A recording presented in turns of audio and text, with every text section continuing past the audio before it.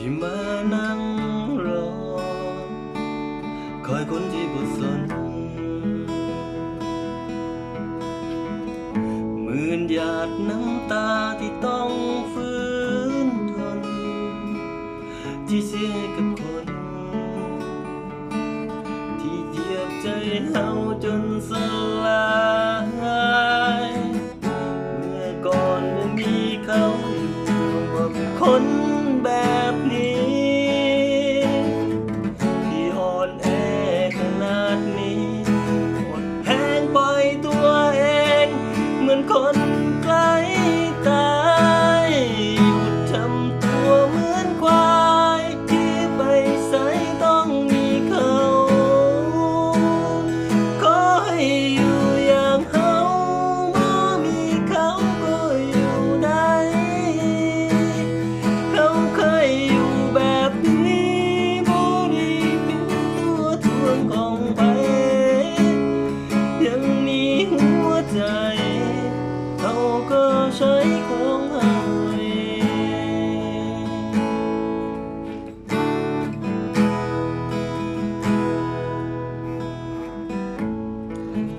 อ่อนไหวจิตใจเข้มแข็งอย่าแสดงอาการเสียใจ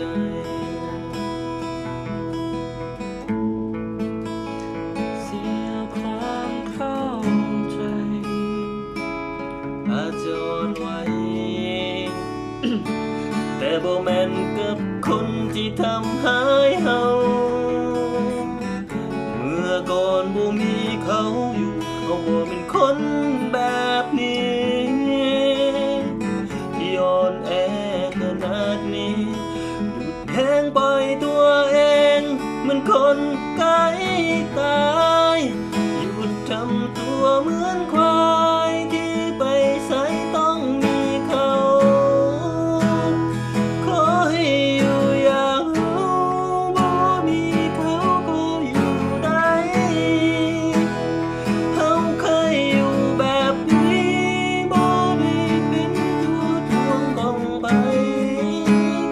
ยังมีหัวใจเขาก็ใช้ของตัวเอง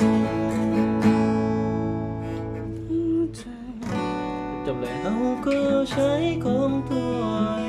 ง